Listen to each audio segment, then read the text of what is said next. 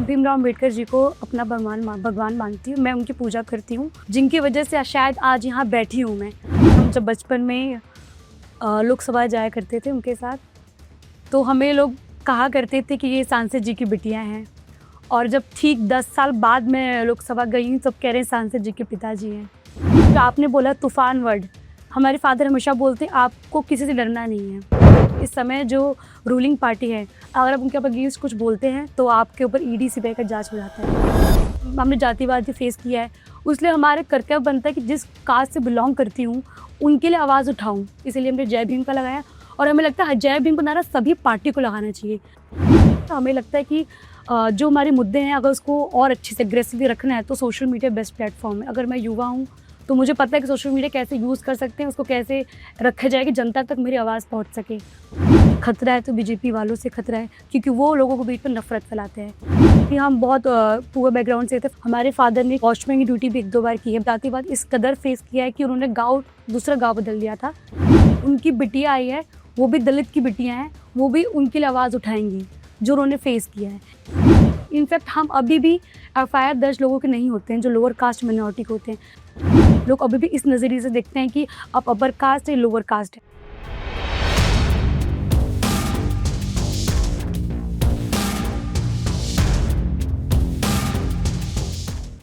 Welcome to the show, Priya Saroj, and thank you for being here with us. Thank you so much. नमस्कार जी। तूफान सरोज की बेटी, कितना तूफान लाएंगे आप? जी देखिए, जो आपने टाइटल दिया है, ये टाइटल ऐसा है कि हम जब बचपन में लोकसभा जाया करते थे उनके साथ, तो हमें लोग कहा करते थे कि ये सांसद जी की बिटियाँ हैं।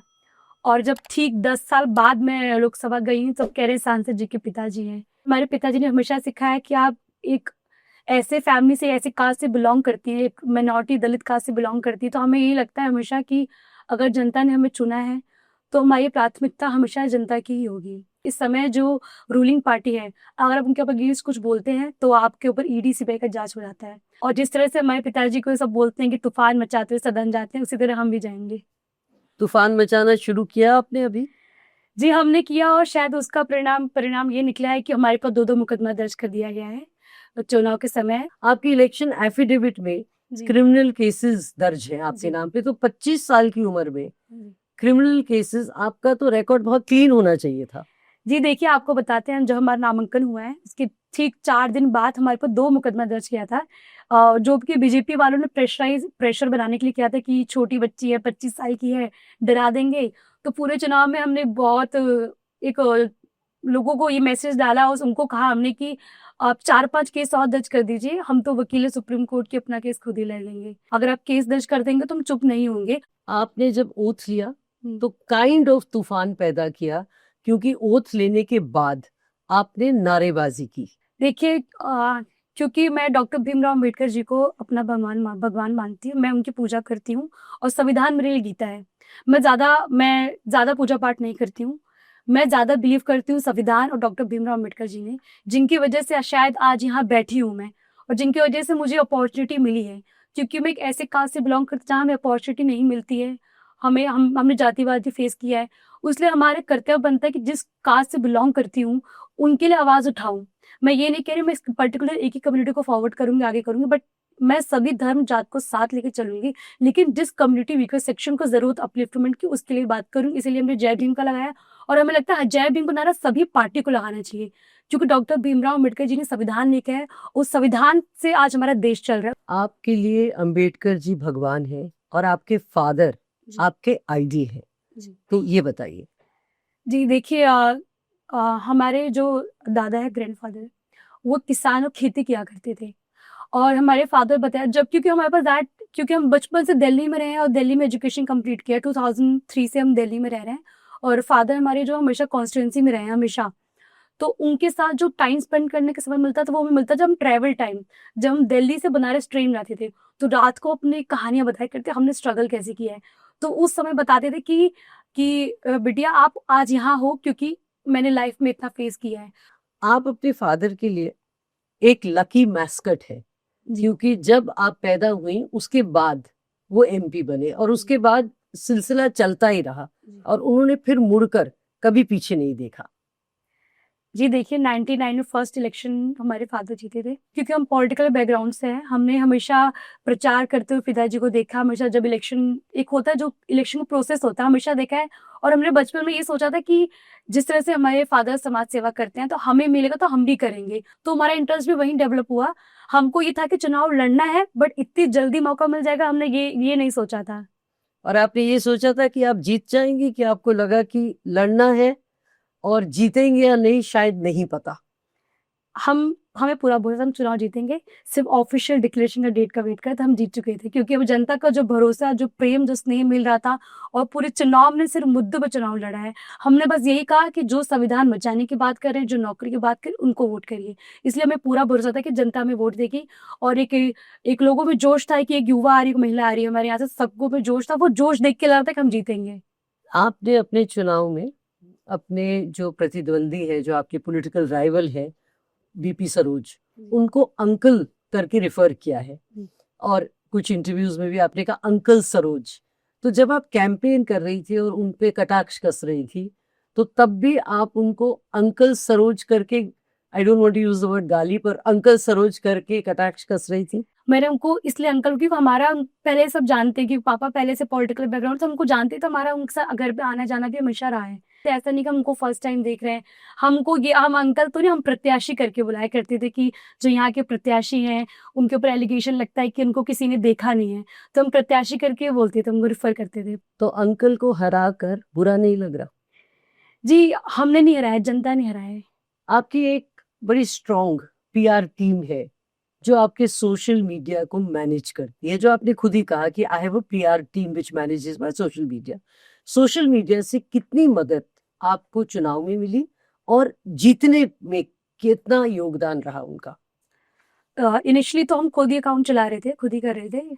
जब हमारे 5-6 हज़ार फॉलोअर्स थे, तब हम खुद कर पा रहे थे। लेकिन उसके बाद जब धीरे फॉलोअर्स बढ़ने लगे, तो हम हैंडल नहीं कर पाए, तो अपने भाई को, छोटे भाई को दे दिया कि आप संभालिए, आप देखिए। तो पूरा चुनाव उन्होंने और 2-4 जो हमारे कज़न, उन सब ने मिलके अकाउंट हैंडल करा। हमें लगता है कि जो हमारे मुद्दे हैं, अगर उसको और अच्छे से एग्रेसिवली रखना है, तो सोशल मीडिया बेस्ट प्लेटफॉर्म है। अगर मैं युवा हूँ, तो मुझे पता है कि सोशल मीडिया कैसे यूज़ कर सकते हैं, उसको कैसे रखा जाए कि जनता तक मेरी आवाज़ पहुँच सके, जिसका हमें फ़ायदा हुआ। हमने ये कहा था कि इस देश में खतरा किसी को किसी से खतरा नहीं है। खतरा है तो बीजेपी वालों से खतरा है, क्योंकि वो लोगों के बीच में नफ़रत फैलाते हैं। आप छोटी हैं और बहुत सॉफ्टली अभी बात कर रही हैं, पर आपके भाषण जो एक दो मैंने सुने बहुत दमदार थे। सो ये जो आपका पर्सोना है, वर्सेस जब आप स्टेज पे जाती हैं तो इतना परिवर्तन, और वहां आप एक्चुअली तूफान की तरह बोलती है, तो इतना परिवर्तन कैसे आता है? आपने जो नाम लिया, हम नाम तो नहीं लेते नहीं फादर का अपना, बट जो आपने नाम लिया हमारे फादर का, उसको हम रिप्रेजेंट करते हैं कि जब फादर का नाम है, क्योंकि हमारे पर एक पॉलिटिकल और सोशल प्रेशर भी था कि आप पॉलिटिकल बैकग्राउंड से बिलोंग करती, तो you have to be bold, आपको अच्छे से बोलना है। आपको आप अपने फादर को, लेगेसी को फॉरवर्ड कर रही हैं, तो आपसे लोगों की एक्सपेक्टेशन ज़्यादा होती है कि ये अच्छा बोलेंगी।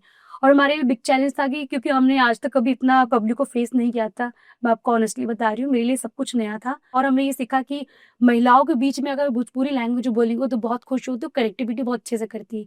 तो हमने भोजपुरी में भी सबसे बात किया, जितना अच्छा हो सकता उतना अच्छा हमने कनेक्टिविटी किया। और जब हम स्टेज पर आते तो हमें दिमाग में सिर्फ ये रहता था कि आप अपने फादर को रिप्रेजेंट कर रहे हैं, तो आपको अपना बेस्ट करना है। और जितना अच्छा बोलेंगे, जितना तेज बोलेंगे, जनता आपकी बात इतना अच्छे गंभीरता से लेंगे। आपने ये कहा कि सोशल मीडिया को आप यूज करेंगी कि लोगों तक अगर बात पहुंचानी है, तो सोशल मीडिया एक बहुत पावरफुल मीडिया है, which is fair. But election में लड़ने से पहले या कैंपेन आने से पहले या एक रिप्रेजेंटेटिव होने से पहले भी आप सोशल मीडिया को बहुत यूज करती थी। इनफैक्ट आप तो रील्स बनाती थी and use to put them on the social media. तो उसके बारे में बताइए। हम जब कॉलेज के टाइम थे या फिर, तो हम थोड़ा डाल दिया करते थे कि हम सोशली बहुत एक्टिव है, बहुत यूज़ करते हैं। जैसे कि हम कोई भी पॉइंट ऑफ व्यू हो गया, चाहे चाहे हमारी पार्टी का होगा, तो हम हमेशा एक्टिव रहे और अभी भी रहते हैं। क्योंकि मुझे लगता है कि सोशल मीडिया प्लेटफॉर्म ऐसा है कि अगर आपको अपनी आवाज़ रखनी है, तो बेस्ट जगह है। तो इसलिए हम स्टार्टिंग सोशल मीडिया में एक्टिव थे। ये ऑल्दो अब हमारी वो लाइफ बदल गई है, अब हम उसको पॉलिटिकली ज़्यादा यूज़ करते हैं। तो आप in one sense Modi ji की फॉलोवर हैं as far as social media and using social media is concerned. जैसे हमारे फादर हैं, उन्होंने कभी भी सोशल मीडिया प्लेटफॉर्म यूज़ नहीं किया आज तक। 3 टाइम एमपी बन हो चुके थे, उनका अकाउंट अब बना है, बट हमें लगा था हम युवा है तो हम इस बार आएंगे, तो हम इस बार यूज करेंगे सोशल मीडिया प्लेटफॉर्म और अपनी आवाज रखेंगे। आप पॉलिटिकली बहुत सैवी हो गई हैं और आपने बहुत स्मार्टली, जो मेरा प्रश्न था कि आप सोशल मीडिया के माध्यम में उसको यूज करने में मोदी जी की फॉलोअर है, उसका आपने जवाब नहीं दिया। जी, हम यही कहेंगे कि इस समय एक नेगेटिव पॉइंट्स भी है, प्लस पॉइंट भी सोशल मीडिया। जैसे हमने अभी देखा है कि मोदी जी की फॉलोअर है कि नहीं सोशल मीडिया के? सोशल मीडिया पर मुझे लगता है धरातल पे कम हो रहा है अब। लोकल लेवल में मुझे लगता है कि सोशल मीडिया पे हर किसी के फॉलोअर्स हो जाते हैं। आजकल इंस्टा रील इतना चल रहा है, हर किसी के फॉलो हो जाते हैं और अच्छी बात है फॉलोअर्स, लेकिन मुझे लगता है अगर लोकल लेवल जनता आपको पसंद नहीं कर रही तो आप इंस्टा के फॉलोअर्स लेके क्या ही करेंगे। आपको क्या लगता है, why were you handpicked as a candidate? Was it your age, या आपका जेंडर कि आप महिला हैं, या आपके फादर का पॉलिटिकल इन्फ्लुएंस था जिस कारण से आपको चुना गया एज अ कैंडिडेट? देखिए, ये थोड़ा बड़ा एक लंबा स्टोरी है, हम बताना चाहेंगे। बचपन से शुरू करेंगे। अ, जब हम 2002 में दिल्ली में आ गए थे पढ़ाई के लिए, क्योंकि सबने बोला कि गांव में अच्छी पढ़ाई नहीं हो सकती, बच्चों को आप दिल्ली भेजिए, अच्छी पढ़ाई होगी। तो फादर 99 में पहला इलेक्शन लड़े, जीत के आए थे। और हमारी फैमिली, हम बहुत पुअर बैकग्राउंड से थे, फाइनेंशियल बैकग्राउंड नहीं था, पॉलिटिकल बैकग्राउंड नहीं था। हमारे दादाजी किसान थे, खेती किया करते थे। हमारे फादर ने छोटी मोटी नौकरी की है मुंबई में, वॉचमैन की ड्यूटी भी 1-2 बार की है, बताते थे वो मुझे। तो हमें लगता था कि एक बीइंग फ्रॉम लोअर कास्ट, अब दलित बिलोंग करते, जातिवाद फेस किया है, जातिवाद इस कदर फेस किया है कि उन्होंने गाँव, दूसरा गाँव बदल दिया था। तो हमारे फादर में वो चीज़ था कि हमारे हमारे कास्ट को इतना सहना पड़ता है, क्यों सहना पड़ता है, ऐसी क्या रीज़न है? तो वो हमेशा एक आगे, मतलब अपने हमारे जो गाँव के लोग हुए हमेशा आगे रहा करा करा करते थे, जब जहाँ जातिवाद को कम करने की बात आया करती थी। तो उन्होंने कहा था हमने प्रॉपर 15 साल स्ट्रगल किया है, उसके बाद पहला चुनाव लड़े 99 में, उसको राजदूत से प्रचार किया था, क्योंकि हमारे पास राजदूत था उस समय। मोटरसाइकिल? जी, उससे प्रचार किया था। और क्राउड फंडिंग करी थी? जी, क्राउड फंडिंग की थी, क्योंकि उस समय पैसा ना, बहुत सारे लोगों ने चंदा दिया था, मुंबई से भी थे, कि मुंबई पापा के बहुत सारे चौर में जो लोग रहे उन्होंने भी फाइनेंशियल हेल्प किया था। तो जब हम मुझे ये स्टोरी बताते, जब मैं ट्रेन में ट्रेवल करती थी, तो मैं सोचती थी कि अच्छा, आज मैं जहाँ पे हूँ इनकी वजह से, कि उन्होंने स्ट्रगल किया है। मैं 9 साल की थी, तो मैंने पापा से कहा था, पापा आपके पास तो बहुत कुछ है, आपके पास बहुत कुछ नहीं था तभी आपको, आज बहुत कुछ है। तो हमने सोचा कि हमारे पास तो आपने बहुत कुछ बना के दे दिया है, तो अगर हमें मौका मिलेगा तो हम समाज सेवा क्यों नहीं कर सकते हैं। आपके ग्रैंडफादर को विलेज से निकाल दिया गया था जी और आपके फादर नमक रोटी खाकर जी उन्होंने अपना गुजारा किया। जी और उस बैकग्राउंड से जब आप आई तो आपने अपने आप से एक प्रॉमिस किया, मुझे उसके बारे में बताइए। प्रॉमिस हमने ये किया था कि हमारे जो फादर ने लाइफ में स्ट्रगल किया है, हम भी उनको फॉलो करके हम भी उन्हीं का नाम रोशन करना चाहते, कि उनकी बिटिया आई है, वो भी दलित की बिटियां हैं, वो भी उनके लिए आवाज उठाएंगी जो उन्होंने फेस किया है। कास्ट या जाति का कितना रोल रहा आपके इलेक्शन में और आपकी जीत में? और आपने खुद कहा कि I will give my caste a push. तो हमें भरोसा था कि हम एक, जो हमारा एम था और जो हमारा मैसेज था, कि हम सबको साथ लेके चलेंगे। जो बीजेपी का नारा था, सबका साथ सबका विकास, उसको आपने यूज किया, जैसे Modi ji social media use करते हैं और उसको आप यूज कर रहे हैं। हमने कहा उनका सबका साथ सबका विकास था, लेकिन वो सबका विकास में खाली अडानी अंबानी का विकास हुआ है। हम आपकी बिटिया और बहन है, हम एक वकील हैं और हम संविधान को फॉलो करते हैं और संविधान को लेके चलते हैं। पूरे चुनाव में हम संविधान का बुक लेके चले हैं और हमने ये कहा कि आपको कभी नहीं सोचना पड़ेगा कि हम किसी एक जात को देंगे, हम सभी धर्म जात को साथ लेके चलेंगे और हम सबके लिए काम करेंगे। पर आपने ये कहा है कि हम अपनी कास्ट को पुश करेंगे और आपने अपने कैंपेन में बहुत लिबरली पीडीए फॉर्मूला को, जो पिछड़े और दलित के फॉर्मूला को बहुत यूज किया है। आपको नहीं लगता that a young person like you should not use caste? हमने कास्ट यूज नहीं किया, हमारा नारा था पार्टी का पीडीए, पिछड़ा दलित और अल्पसंख्यक। और हमने ये नहीं कहा, हमारी पार्टी ने ये नहीं कहा कि हम बाकी कास्ट के लिए काम नहीं करेंगे। हमने सिर्फ ये कहा, जो पीडीए के लोग हैं इन्होंने बहुत सहा है, इनको पुश की जरूरत है। जो हम जानते हैं हमारा इतिहास क्या है। हमारा इतिहास ये है कि आज भी हम गाँव में जाते हैं तो जातिवाद को लोग जातिवाद के लोगों को देखते हैं कि अच्छा आप इस कास्ट से बिलोंग। इनफैक्ट हम अभी भी एफआईआर दर्ज लोगों के नहीं होते हैं जो लोअर कास्ट माइनॉरिटी के होते हैं। हमने देखा है लोगों को लोकल लेवल अभी जातिवाद होता है। लोग अभी भी इस नजरिए से देखते हैं कि आप अपर कास्ट है लोअर कास्ट है। हमने फेस किया, इसलिए हमने कहा कि अगर हम इस कास्ट से बिलोंग करते हैं तो हमारा कर्तव्य बनता है कि हमारे समाज को आगे बढ़ाने के लिए, उनकी हक की लड़ाई लड़ने के लिए हम लड़ेंगे। तो आपके और बीजेपी में क्या फर्क रहा? बीजेपी धर्म को इस्तेमाल कर रही है, आप कास्ट को इस्तेमाल कर रहे हैं। हमने ये बोला है कि जिन्होंने सहा है उनको, क्योंकि जो 10 साल में पीडीए ने बहुत सहा है, इसलिए हमने कहा था पीडीए बचाओ, क्योंकि जो पॉलिटिकल इंस्टीट्यूशंस कहीं ना कहीं वीक हो रहे थे उनको बचाने का हमने बात किया है कि हम सबके लिए काम करें, लेकिन हमारी जो कम्युनिटी उनको आगे बढ़ाने के लिए हमेशा आवाज उठाएंगे। एज ए चाइल्ड आपने कास्ट वॉर्स अपने इर्द गिर्द बहुत देखी, और जैसे आपके ग्रैंडफादर को विलेज से निकाल दिया गया, कितना डिस्क्रिमिनेशन आपने खुद फेस किया है? हम आपको एक अपना इंसिडेंट बताएंगे। 22 में विधानसभा के चुनाव में हम गए थे, तो आप हर गांव में ऐसा होता है, कास्ट बेस्ड गांव रहता है कि यहाँ पे ऐसे सर्कल गोल गोल में रहता है सबका अपना। तो हम एक अपर कास्ट गांव में गए, तो हमें पता है कि वो वोट नहीं करते हैं, हमें दिख गया था। फिर भी हम गए उनके बाद। हमने कहा नमस्ते बाबूजी, हम प्रचार करने आए हैं। तो उन्होंने बोला कि आप जाइए, आपको हम वोट नहीं करेंगे। मगर ठीक है, कोई बात नहीं, हमारा काम तो प्रचार हम प्रचार करने आए हैं। तो उन्होंने बोला कि ये लोअर कास्ट के हैं, तो हमें अच्छा नहीं लगा क्योंकि हम एक एजुकेटेड, हमें पसंद नहीं कोई हमें कोई ऐसे रिफर करे, नाम लेके बोल सकते। इनफैक्ट हमने बहुत रिस्पेक्टफुली पैर छुआ बात किया। तो हमने ये देखा कि आप कितना ही पढ़ लिख लेंगे, लेकिन जो गांव के जिनके मन में जातिवाद है वो आपको ऐसे ट्रीट करेंगे। तो उस टाइम हमें सोच लिया था अगर हमें मौका मिलेगा तो ये जो सोच है इसको खत्म करने का काम करें, इसलिए हम कहते हैं पुश करेंगे हम। आपने ये भी कहा I am privileged because my father struggled, तो इसके बारे में बताइए। जो विपक्ष थे और जो प्रत्याशी थे, उनके पास कुछ ज्यादा था नहीं हमारे अगेंस्ट बोलने का। तो वो परिवारवाद पे बोल रहे थे, 25 साल की है, परिवार के नाम पे टिकट मिल गया। हम ये कहेंगे कि और ये बात सच है, हम डिनाई नहीं करेंगे। हम आपके फेस पे, आपके सब कैमरे पे कह रहे हैं कि हमें मिला है क्योंकि हमारे फादर रहे हैं। स्कूल टीचर के बच्चे टीचर होते हैं, एयरफोर्स में बच्चे उनके एयरफोर्स में जाते हैं। हमारा भी सपना, और हमें लगता है कि राइट टू इलेक्ट का हमारे पास अधिकार है, संविधान ने दिया है। तो क्या एक जो पॉलिटिशियन के बच्चों का अधिकार नहीं चुनाव लड़ने का, लेकिन हम ये डिनाई नहीं करेंगे, हम प्रिविलेज है। हम आप खुद ही कह रहे हो, हम खुद डिनाई भी नहीं करेंगे, एक्सेप्ट करेंगे। आपके फादर ने इलेक्शन जो पहला लड़ा वो क्राउड फंडिंग के थ्रू, और जैसे आपने कहा राजदूत मोटरसाइकिल में, क्योंकि पैसा नहीं था। आप प्रिविलेज थी, जो आपने खुद ही कहा है। आपको अपने इलेक्शन में पैसे की दिक्कत हुई? जी देखिए, हम आपको ऑनेस्टली बताएंगे, हम फंडिंग का नहीं देख रहे थे, हमारे फादर देख रहे थे। हमारा सिर्फ था कि वो प्रॉपर प्लान करते थे कि आपको कहाँ जाना है, कैसे जाना है, प्रॉपर मैप बना के थे, हम फॉलो करते थे। कि हमें इसके बारे में आइडिया नहीं कि कितना खर्च, कितना वो आई वहां पे होगा। हम बिलीव करते हैं कि अब पैसे खर्च करने से चुनाव नहीं जीता। चुनाव जीत सकते हैं अपनी विचारधारा पे, लोगों के बीच में जाके। पैसे से आप कभी भी चुनाव नहीं जीत सकते। You come from a political family. What are the advantages and disadvantages of a family legacy? Advantages ये है कि आप जब जाते हैं तो आपको लोग जानते हैं पहले से कि उनकी बिटिया, आपको रेफर करता है कि हाँ उनकी तूफानी सूरज जी की बिटियां हैं, ऐसे बोलते हैं। लेकिन डिसएडवांटेज ये है कि आपको लोग एक 2-4 स्टेप आगे देखते हैं। लोग एक्सपेक्टेशन हमसे ज़्यादा है क्योंकि हम पॉलिटिकल फैमिली से, हमारे फादर सेटिंग एमएलए हैं।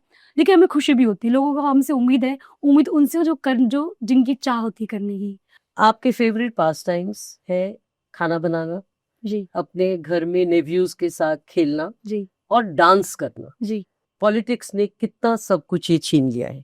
पूरा छीन लिया है। क्योंकि हमारी पहले पर्सनल लाइफ हुआ करती थी। हम जब फ्री होते थे तो हमें कुकिंग बहुत पसंद है। इनफैक्ट हमने घर में मेड भी नहीं रखा आज तक घर में, हम खुद ही कुकिंग करते हैं, मैं और मम्मा।